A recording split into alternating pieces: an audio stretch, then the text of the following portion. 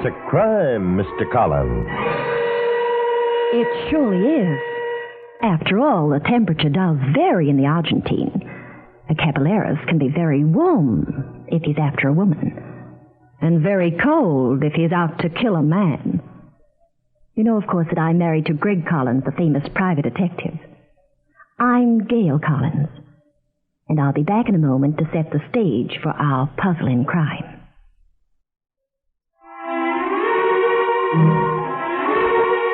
It's a crime, Mr. Collins. Tell me, Senora Collins, you mentioned the Argentine. What's our story title tonight? I call it The Chrome Yellow Death. Sounds exciting. Believe me, Jack, it was. Greg and I received an invitation to Los Colorados, just outside of Buenos Aires. A very wealthy tobacco magnate, Tom McDougal, owned an exquisite hacienda farther inland, in a rather fetid, tropical, almost jungle area. He had known Greg a long time, and he'd asked us to fly down from San Francisco as his guests, including the plane fare. What especially intrigued Greg, though, was that instead of the usual come-and-visit-me note, the letter from McDougal hinted that there was some high jinks going on in Cruz Angelo. Anyway, we had left the airport and driven way inland to Tom's hacienda, where the foreman greeted us. Bienvenido, Senor y Senora Collins. Welcome. I am Antonio Sebastian, Senor McDougal's foreman. I will take the baggage, I think, no? Hello, Antonio. We haven't seen you in about 5 years, have we? No, Senora, it is a pity. It is a shame. Where's Tom, Antonio? Out in the tobacco fields, I suppose. No, Senor Collins. Senor McDougal, he never go near. He just let Antonio grow the tobacco. He stay here all the time. He will be here soon, I think. Would you like to make yourself comfortable? Gee, sure. thanks. Here, I have prepared a daiquiri for you. Oh, that's well, Antonio. Antonio, make the best daiquiri in all Argentine. Thank you, Antonio. Well, salud. Salud y pesetas y amor, Antonio. Salud, Senor y Senora Collins. Sensation. Oh, I'm going to steal you from Tom, Antonio, just to have you in San Francisco. We'll pay you twice what Tom does. And all you have to do is make daiquiri. Antonio. There's Senor McDougal now. I'm here, Senor, with your visitors, Senor and Senora Collins. Here? I hadn't expected them so soon. Greg, my boy, and Gail, how are you both? We're fine, thanks, Tom. Don't you look a bit hot and bothered? Something wrong? Yes, a fire. Almost destroyed my tobacco crop. What is that? No, we got it out, but it was a pretty close thing. You were in the field, Senor? Yes, Antonio. And something's very funny down there. I'll talk to you about that later, after dinner. Daddy. Oh, Lorna. Greg, Gail, you remember my daughter. That's a Oh, hello. Hello. Daddy, did you tell me the truth? Do you swear you didn't hurt yourself putting out that fire? Now, have I ever lied to you, Lorna? Yes, often. I want to show you something when we finish dinner, Greg. Huh? What's that, Tom? Something I found in my tobacco field. A rag, soaked in kerosene. You found what, Senor? A rag, Antonio, soaked in kerosene. Somebody started that fire deliberately. But why, Tom? I don't know, Gail. Something screwy's going on here, and I can't figure it out. Today, we had a brush fire. Last week, someone put poison in my wells. Antonio and I have watched and waited. We even notified the police and had a few agents de policia hanging around for a while. Anybody in these parts got it in for you, Tom? Oh, no, Senor. Senor Tom, everybody love him. Everybody except Granite. Well, who's Granite? Jeff lives about 10 miles from here. Wild little fellow. He's an exporter. He's also a nut about Latin American culture. He collects things. Has about a dozen rooms full of Aztec weapons, Mexican novelties, Brazilian coins, all kinds of junk. What's he got against you? He wanted to buy this place. Of course, I wouldn't sell it to him. But you're wasting your time thinking it's Granite. He's clever. He wouldn't be pulling any of these stunts. They're too obvious for a man like him. Daddy, I still say you should sell and let's get out of here. I hate this place. It's horrible. I can't sleep nights. Oh, please, senorita, do not cry. Hello, Lorna, darling. Oh, hello, Stuart. Greg, Gail, this is Stuart, my fiancé. Hi, Stuart. You're just in time for dinner, Stuart. He's always just in time for dinner. Oh, now, Daddy, you've got to stop that. Young man, I'm among good friends, so I can speak freely.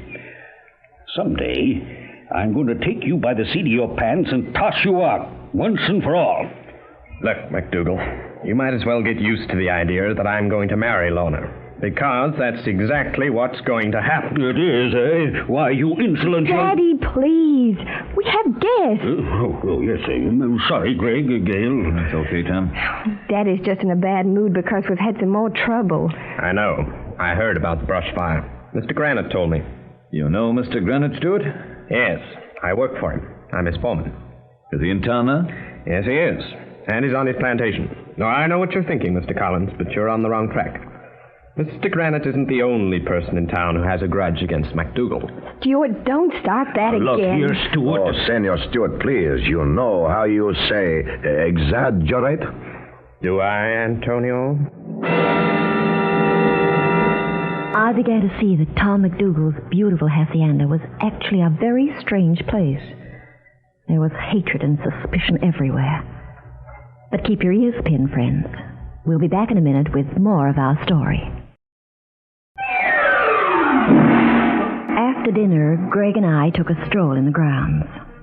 It was cool, the stars were out, and we stood by a long line of fountains that Tom had lit up with colored spotlights. Oh, aren't those fountains gorgeous, Greg? I know something much prettier. What? You, chum. Oh, Greg. That's the first nice thing you said to me for ages. Why aren't you romantic anymore? I know the next line, Bub. It's about how marriage changes men and they take their wives for granted. But you do. Now, look, darling. Let's go up on that little balcony. You see it? Mm-hmm. The stars are shining right on it. Just see if I've forgotten how to be romantic. Oh, that's a wonderful idea, Greg. Come on. The stairway's over here. Greg, look. Under that archway on the floor. It's Tom. He's fainted. Here, let me see him, Gail. What's that around his neck? It's a gimmick they call Las Bolas. 3 strips of leather with 3 lead balls. But what's he doing with it? Oh, what's wrong with him? Las Bolas has one major purpose, Gail. And it's just served that purpose very well. You use Las Bolas to commit murder. The dead body of Tom McDougal, sprawled on the colored tiles by the fountains in the starlight, was a gruesome paradox. Greg leaned over, loosened those leather strips that were around Mr. McDougal's throat. It's quite a weapon, Gail. Used extensively in Argentina. These 3 lead balls are each at the end of a leather strip, see? An expert, and only an expert, can use Las Bolas. And he tosses it, sometimes from as much as 20 feet away. 1 ball knocks the victim unconscious. You see that bruise on Tom's head? Yeah. The other 2 wrap themselves around the throat, strangling the victim. Evidently, that's just what happened to Tom. We'd better call Antonio, don't you think? He can get the police. Antonio! Antonio! You call me Senora Collins? Madre mia. Senor McDougal. Ah, Los Bolas. He is dead? He's dead? Yes, Antonio. Oh, Senor McDougal. Mr. Collins, Stuart and I wanted to ask you if... Daddy? Well, what's wrong with him? What's happened? Daddy! Your father is dead, Lorna. Oh, no. Easy, Lorna. Easy. Come with me, honey. Sit down over here. Did you find McDougal's body just that way, Mr. Collins? Just this way, Stuart. Not 5 minutes ago. Recognize this yellow leather gadget? Yes. They call it Los Volos, don't they? Yes, they do. Take care of Lorna, Gale. I'll get someone to phone the police. You kill Senor McDougal. That is what I think, Senor Stewart. Shut up, you crazy fool. You hate him. You kill him. Where'd you get that idea? When you learn how to use Los Volos. Suppose I do know how. That doesn't mean I'd murder McDougal, does it? Please stop fighting this way. Daddy's dead. What good does it do to accuse each other? I think I can help, Lorna. How? By going to the other plantation and talking to Granite. Stuart and Lorna stayed and waited for the police. Meantime, Greg and I got into a station wagon with Antonio and did 85 on those dirt roads till we reached Granite's plantation. Granite was a queer-looking duck, short, shabbily dressed, with very heavy glasses. He smoked small black cigars and peered at us behind a huge desk covered with paraphernalia. What can I do for you, Mr. Collins? I have some news for you, Mr. Granite. Mr. McDougal is dead. I'm glad to hear it. I loathe the man. A heart attack, I presume? No heart. Somebody kill him with Los Volos. Well, then, he had the satisfaction of dying in a rather picturesque way. Most of us aren't that fortunate. You wanted to buy Mr. McDougal's estate, didn't you? Oh, yes, indeed. I'm an exporter, Mr. Collins. The McDougal estate is by the waterfront, has a ready-made landing. By the way, will you give Lorna McDougal a message for me? Yeah, what is it? Tell her I want to see her. Say it's very important. I'd never have persuaded her father to sell. He's very stubborn. Well, somebody saved me a headache. Do not speak of the dead this way, Senor Granite. You will be punished. Senora Collins, please excuse me. Oh, where are you going, Antonio? I wait outside. I cannot speak to Senor Granite. If I speak to such a, man of the devil, poor Antonio will be punished himself.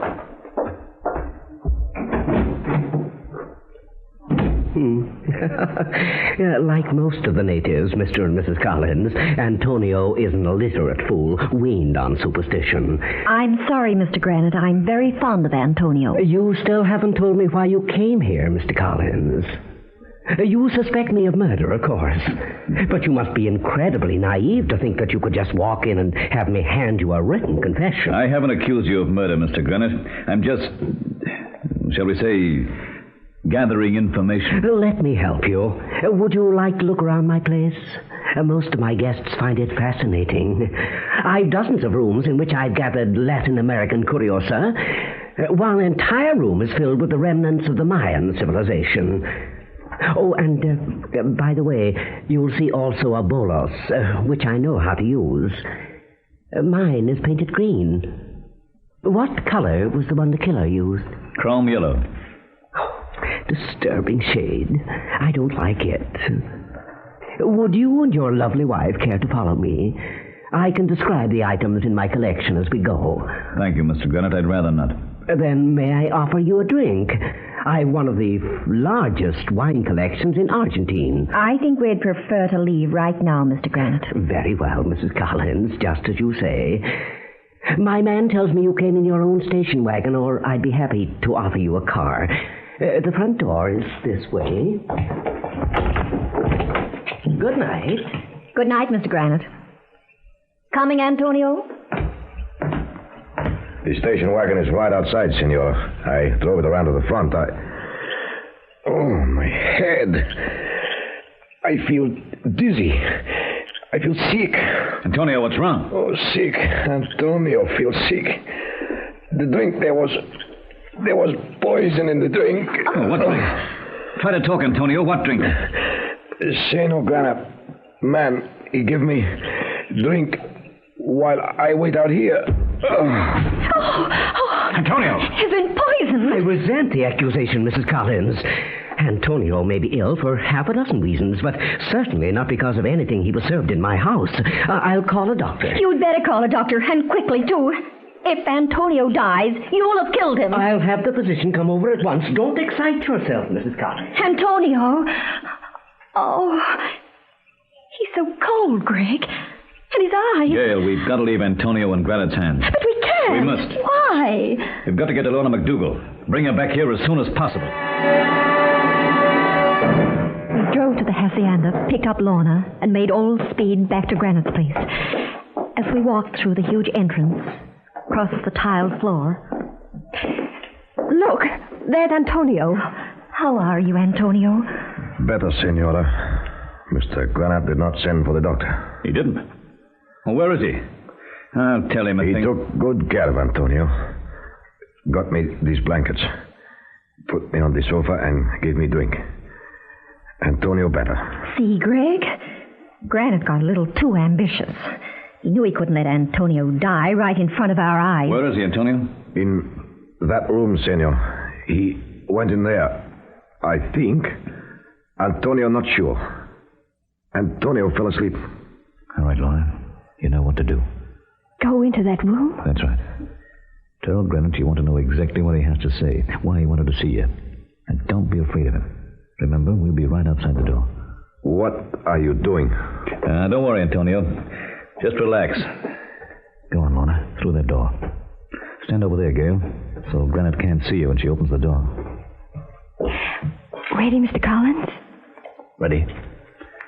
Open the door.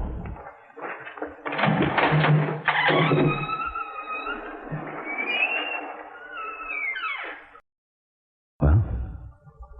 See him, Lorna? No, he's not here. I don't see him anywhere. What is it? In the corner of the room. Mr. Granite. He's dead. Los Bolas. Mr. Granite was lying in the corner of his room with a yellow leather bolus wrapped around his neck, his face twisted in agony, with a horrible purple tinge from strangulation. In just a minute, we'll bring you the climax of the case. Greg had examined the body and called for the police. Oh, it's horrible. Horrible. You've had more than your share, Lorna. I don't understand it, Greg. All this time, I've been thinking that Mr. Granite was... The killer? Well, I was on that trail for a while myself, Gail, but... Mr. Collins, Mrs. Collins. Oh, there's Stuart. What are you all doing? What? Oh. Mr. Granite. He's dead, Stuart. Died the same way Tom McDougal did. Mm-hmm. Los Wallace, huh? Where'd you come from, Stuart? I work here, Mrs. Collins. I told you that before. I'm Mr. Grant's foreman. Antonio, is this the man who gave you the drink? Drink? What's wrong with Antonio? No. Senor Granite has houseboy. You know, I think we could wash this up even before the police get here. The police? Now, if you'll calm down for a second, Lorna, and answer a question or two. Please, no more questions. Not about Daddy, anyway. I can't talk about that, please. Now, take it easy, Lorna. Sit down. Have a cigarette.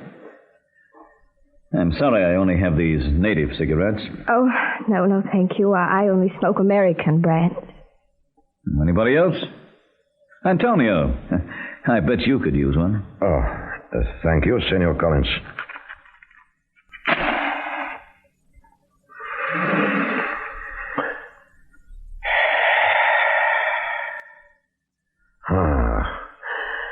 That is what Antonio need. Calm the nerves, I think. Why don't you take the chair in the corner, Stuart? I'm sure we'd all stop screaming at each other if we could get at the truth. Look, never mind the psychological approach, Mr. Collins. All this cozy business doesn't impress me at all. Get to the point. Oh, I will. Yes, Stuart, I will, if I can get everybody to cool off. How about you? Smoke? All right, I'll take one.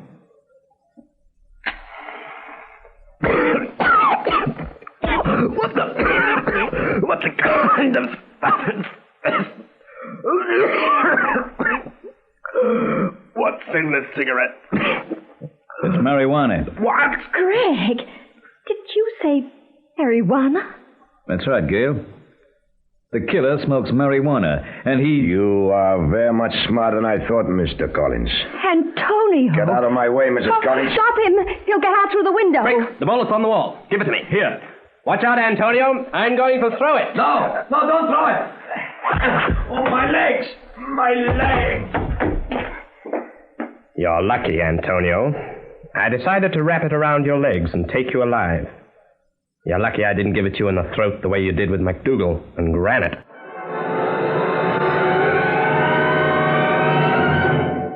After they took Antonio away and we said goodbye to Stuart and Lorna, we decided to finish our vacation in Caracas, Venezuela. As we waited in the airport,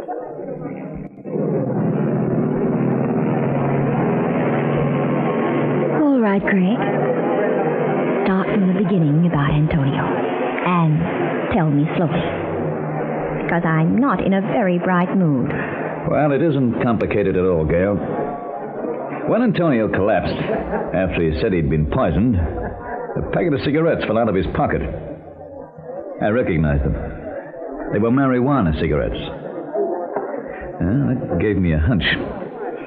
And when we went back to pick up Lorna, I had a look at the tobacco growing there on the outskirts of the MacDougal plantation. It was marijuana. But what's that got to do with it? Don't you see? I've clinched it. Antonio, when we first met him, said MacDougal never examined his plantation at all. He left it to his charming foreman, Antonio. Then if you knew it was Antonio... Well, I wasn't absolutely positive, Gail, until I purposely offered those cigarettes to Lorna, Stuart, and Antonio. And, of course, all they knew was that I had a native pack. Lorna refused them. They made Stuart sick. But Antonio enjoyed them. I know the rest. I can fit the pieces together as well as you can. Antonio was probably growing the marijuana way out near the jungle where MacDougal wouldn't notice it. Yeah, that's right. Antonio not only smoked the awful stuff, but probably sold it at a terrific profit.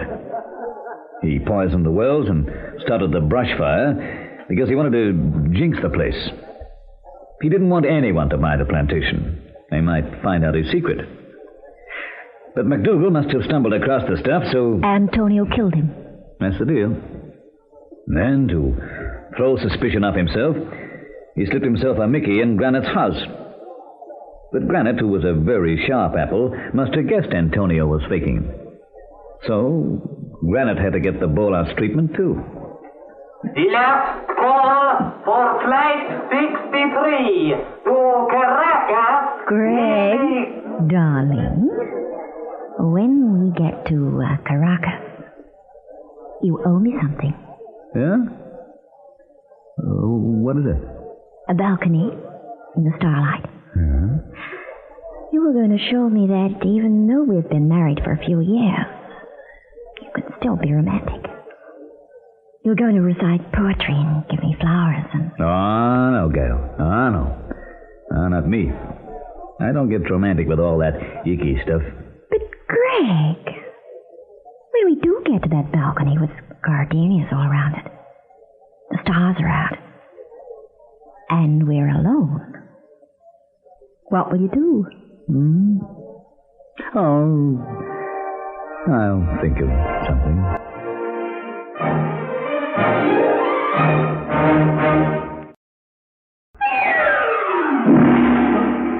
Well, folks, Gail and I hope you enjoyed our adventure, The Chrome Yellow Death. Be sure to visit us next time for another Puzzle in Murder. For where there is crime and romance, there you'll find Mr. And Mrs. Collins.